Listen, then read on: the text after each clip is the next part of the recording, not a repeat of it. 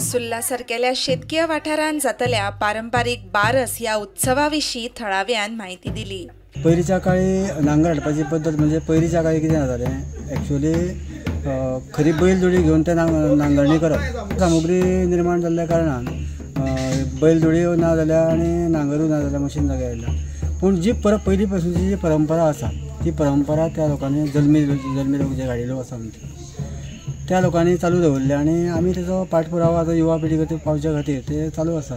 तो नांगर जो आसा प्रत्येक वर्सा जे सुतार समाज आसता ते सुतार समाजाक दिल्ले आसा। बाकी सगळे तेचे म्हणजे जे कार्य तांकां वांटून दिल्ले आसा। आतां देवीचे सेवेकरी म्हणटा जे आसता तेंच्यांनी ते दिवा वात कितें करपाची ती प्रथा तेंच्यांनी करपाची। ब्राह्मणाक वचून तो चरू जो प्रसाद जो आमी वापरता तो करपाचो।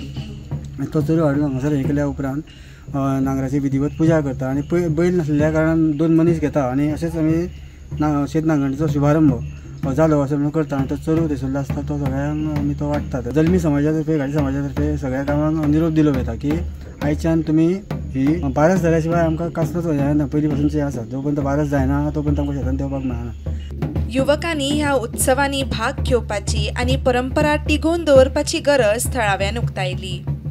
ही प्रथा अजून पर्यंत गाडी जी आसात आनी आमचे जे सुल्लाचे लोक आसा तेंच्यांनी अजून पर्यंत चालू ठेयल्ली आसा आनी ही परंपरा फुडें चालू उरतली जाल्यार आयज ते आमकां जाणटेच दिसता।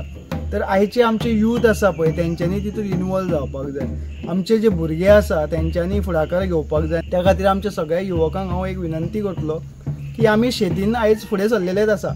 शेतीन पयले लास्ट इयर सुद्दां आमचे युवक आसा पळय ते शेतान देंवल्ले आसा आनी ते युवक आयज प्रत्येक गजाल जी आसा ही जाणट्यांनी थेयल्ली थंय वयता। पण अश्यो ज्यो परंपरा आसा भरपूर परंपरा आसा त्यो परंपरा युवकांनी फुडें सरून ताका प्रोत्साहन दिवपाक जाय आनी युवकांनी ह्या उत्सवान सामील जावपाक जाय। प्रुडंटा खातीर सिद्धार्थ कांबळी।